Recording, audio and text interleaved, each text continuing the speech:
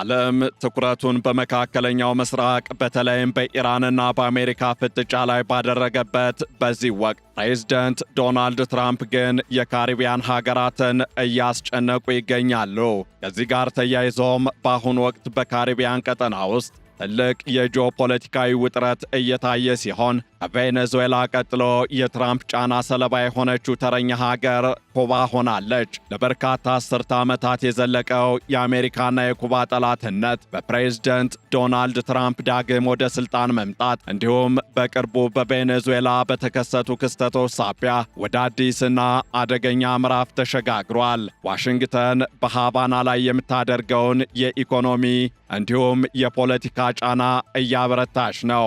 የአሁኑ ፍጥጫ መነሻው ባለፈው የአውሮፓውያን ወር መጀመሪያ ላይ የአሜሪካ ልዩ ኃይል የቬኔዙዌላን መሪ ኒኮላስ ማዱሮን በቁጥጥር ስር መዋላቸውን ተከትሎ የመጣ ነው። ዶናልድ ትራምፕ ለኩባ የቅርብ አጋርና ዋነኛ የነዳጅ አቅራቢ የነበሩትን የቬኔዙዌላውን ፕሬዝዳንት ኒኮላስ ማዱሮን በዴልታ ፎርስ አፍነው ወደ አሜሪካ ከወሰዱ በኋላ ለኩባ ማንኛውም ሀገር ነዳጅ እንዳይልክ ማስጠንቀቂያም ማዕቀብም ጥለዋል። እናም ዓለም አይኑን መካከለኛው ምስራቅ ላይ ባደረገበት በዚህ ወቅት ኩባ ካለፈው ጃንዋሪ 8ና 9 ጀምሮ ነዳጅ እንዳታስገባ ታግዳለችና ለከፍተኛ የኃይል አቅርቦት ቀውስ ተዳርጋ የምትጨብጠውን አጥታለች። በዚህ ሳምንት መጀመሪያ ላይ የኩባ ምክትል የውጭ ጉዳይ ሚኒስትር ካርሎስ ፈርናንዴዝ ዴ ካሲዮ ለሮይተርስ እንደገለጹት በሁለቱ ሀገራት መካከል ያለውን ውጥረት ለማርገብ የመልእክት ልውውጦች ቢኖሩም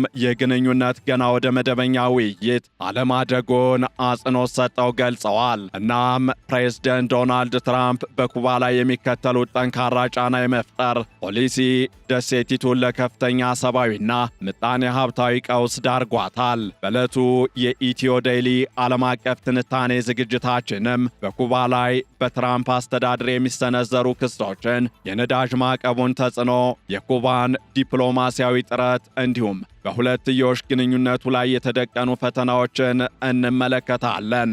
ዓለም አቀፍ የትንታኔ ዘገባ ዝግጅቱ ጋር ታሪኩ ጋሹ ነኝ።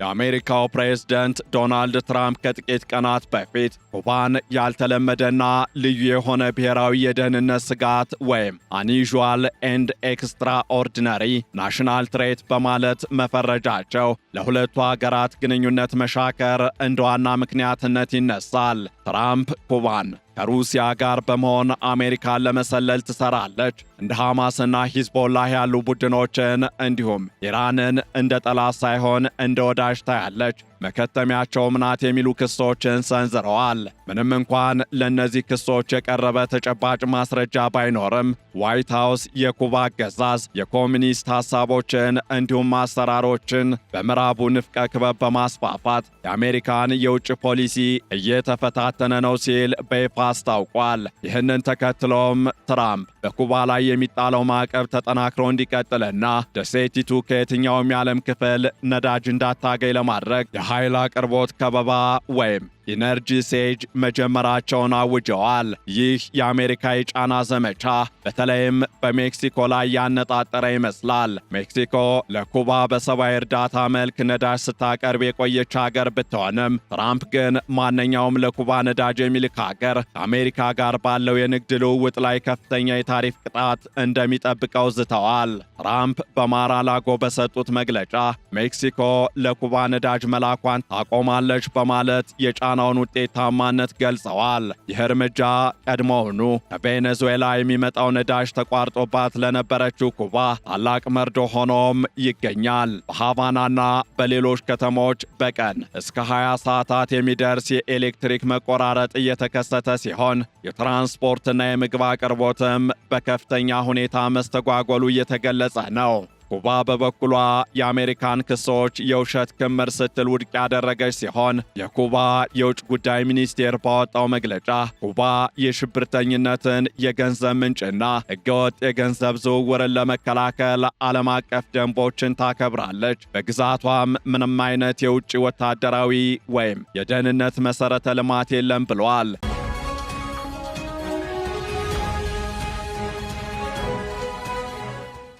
የኩባ የውጭ ጉዳይ ሚኒስትሩ ብሩኖ ሮድሪጌዝ በትዊተር ገጻቸው ላይ እንደገለጹት ይህ ድርጊት ምጣኔ ሀብታዊ ዘር ማጥፋት ወይም ኢኮኖሚክ ጄኖሳይድ ነው ሲሉ ገልጸውታል። በቀጠናው ሰላምና ደህንነት ላይ እውነተኛ ስጋት የአሜሪካ መንግስት ነው በማለትም ዋሽንግተንን ወንጅለዋል።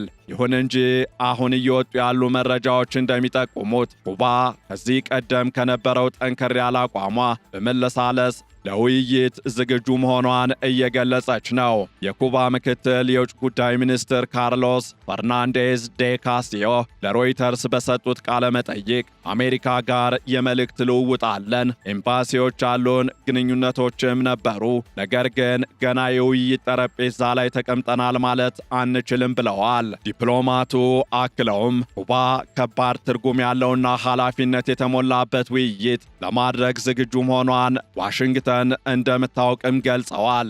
ይህ የኩባ ፍላጎት ከከፋ የሰብአዊ ቀውስ ለመውጣትና የትራምፕን አስተዳደር ለማለሳለስ የሚደረግ ጥረት እንደሆነም ይታመናል። እናም የሆነው ሆኖ ፕሬዝደንት ዶናልድ ትራምፕ ከኩባ ጋር ስምምነት ላይ ለመድረስ እንደሚፈልጉ ቢገልጹም ቅድመ ሁኔታዎቻቸውን ከፍሎሪዳ ፖለቲካ ጋር አያይዘውታል። በአሜሪካ የሚኖሩ ኩባውያን በአገዛዙ መጥፎ አያያዝ እንደሚደርስባቸውና ለብዙ አስርተ ዓመታት ቤተሰቦቻቸውን ማግኘት እንዳልቻሉ በመጥቀስ ሁሉም ድምፅ የሰጡኝ ለኔ ነው፣ እኛም ጥሩ እንዲስተናገዱ እንፈልጋለን ብለዋል። እንደ አሜሪካ የውጭ ጉዳይ ሚኒስትር ማርኮ ሩቢዮ ያሉ የኩባ ተወላጅ የሆኑ የአሜሪካ ባለስልጣናት ደግሞ በላቲን አሜሪካ ላይ እጅግ ጠንካራ የሆነ እርምጃ እንዲወሰድ በዋይት ሃውስ ውስጥ ግፊት እያደረጉ ይገኛሉ።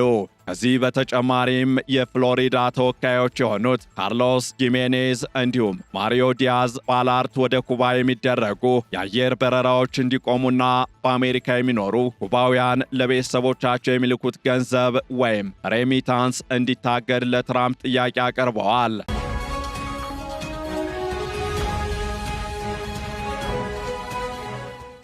ደግሞ በሌላ በኩል የአሜሪካ ጎረቤት የሆነችው ሜክሲኮ በዚህ ፍጥጫ መሃል ትልቅ ፈተና ገጥሟታል። የሜክሲኮ ፕሬዝደንት ክላውዲያ ሺምባኦም የአሜሪካ የታሪፍ ዛቻ በኩባ ሆስፒታሎችና መሠረታዊ አገልግሎቶች ላይ ከፍተኛ የሆነ ሰብአዊ ቀውስ እንደሚፈጥር አስጠንቅቀዋል። ይሁን እንጂ ሜክሲኮ አሜሪካ ጋር ያላትን የንግድ ግንኙነት ለአደጋ ማጋለጥ እንደማትፈልግ በመግለጽ ለኩባ የምታደርገውን የነዳጅ አቅርቦት እንድታቋርጥ በትራምፕ አስተዳደር ተገዳለች። ይህ ሁኔታ ኩባን ያላጋረና ያለ ነዳጅ ምንጭ እንድትቀር አድርጓታል። ከዚህ ጋር ተያይዞ ርዕሰ ሊቃነ ጳጳሳት ሊዮ በሁለቱ ሀገራት መካከል ያለው ውጥረት እጅግ እንዳሳሰባቸው ገልጸው የተወደደው የኩባ ሕዝብ ስቃይ እንዳይጨምር ሁሉም የሚመለከታቸው አካላት ልባዊና ውጤታማ ውይይት ሊያደርጉ ይገባል ሲሉ ጥሪያቸውን አቅርበዋል። ይሁን እንጂ በአሜሪካ በኩል የሚታየው አቋም ከውይይት ይልቅ የኢኮኖሚ ጫናውን በማጠናከር የኩባን መንግሥት ለመጣል ወይም ሪጅም ቼንጅ እንዲደረግ ያለመ መሆኑ በግልጽ እየታየ ይገኛል። በትራምፕ እይታ ኩባ የወደቀች ሀገር ወይም ፌልድ ኔሽን ስትሆን አሁን ደግሞ ደጋፊዋን ቬኔዙዌላን ስላጣች ስምምነት ለማድረግ ትገደዳለች ብለው ያምናሉ። እናም በኩባና በአሜሪካ መካከል ያለው ግንኙነት በአሁኑ ወቅት በአስቸጋሪ ሁኔታ ውስጥ ይገኛል። በአውሮፓውያኑ ጃንዋሪ 9 ቀን 2026 የመጨረሻው የነዳጅ ጭነት ከሜክሲኮ ኩባ ከደረሰ በኋላ ኩባ አሁን ያለባትን የኃይል እጥረት ለመሙላት በቀን $3.6 ሚሊዮን የሚያስፈልጋት ቢሆንም ይህን ለመክፈል የሚያስችል የገንዘብ አቅምም ሆነ የብድር ዋስትና የላትም። ፕሬዝደንት ዶናልድ ትራምፕ በኩባ ላይ የጣሉት የነዳጅ ከበባና የታሪፍ ዛቻ ደሴቲቱን ሀገር ወደ ጨለማ እየገፋት ይገኛል። ኩባ ለውይይት በሯን ክፍት ማድረጓና የአሜሪካ ከፍተኛ ባለስልጣናት ግንኙነት መጀመራቸው ለወደፊቱ የተወሰነ ተስፋ ቢሰጥም በትራምፕ አስተዳደር የሚፈለገው ስምምነት የኩባን የፖለቲካ ስርዓት መለወጥን መሰረት ያደረገ ከሆነ ውጥረቱና ጫናው ለረዥም ጊዜ ሊቀጥል ይችላል። ይህ ውጥረት በሁለቱ ሀገራት ላይ ብቻ ሳይሆን በጠቅላላው የላቲን አሜሪካ ቀጠና ፖለቲካዊና ሰብአዊ መረጋጋት ላይ ከፍተኛ ጥላን አጥልቷል።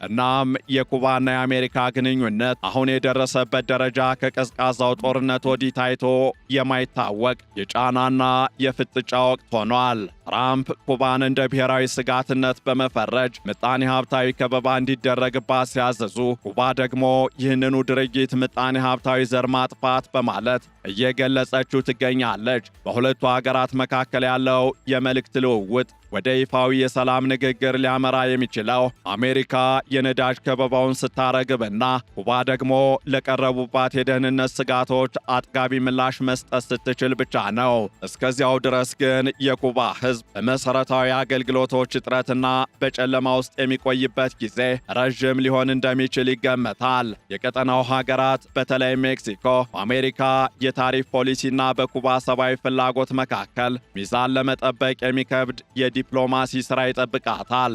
ይህ በእንዲህ እንዳለ የአሜሪካ የሀገር ውስጥ ፖለቲካ በተለይም በፍሎሪዳ የሚኖሩ የኩባ ተወላጆች ድምፅ በትራምፕ ውሳኔዎች ላይ ትልቅ ተጽዕኖ እያሳደሩ ይገኛል። ፕሬዝደንቱ ከኩባ መሪዎች ጋር እየተነጋገርን ነው፣ ስምምነት ላይ ለመድረስም ተቃርበናል ቢሉም ይህ ስምምነት ምን ሊመስል እንደሚችል ግን ግልጽ አላደረጉም። ኩባ ግን አሁንም ቢሆን ሉዓላዊነታችንን በጠበቀ መልኩ በማንኛውም ጊዜ ለመወያየት ዝግጁ ነን የሚለውን አቋሟን እያስተጋባች ትገኛለች። በሁለቱ ሀገራት መካከል ያለው የኃይል ሚዛን የተዛባ ቢሆንም ኩባ ላለፉት 60 ዓመታት በአሜሪካ ማዕቀብ ውስጥ የቆየች መሆኗ አሁንም በቀላሉ እጅ እንደማትሰጥ ያሳያል። ይሁን እንጂ አፋጣኝ መፍትሄ ካልተገኘ ደሴቲቱ ወደማይቀለበስ የሰብአዊ ቀውስ ልታመራ እንደምትችል የዘርፉ ባለሙያዎች አስጠነቅቃሉ።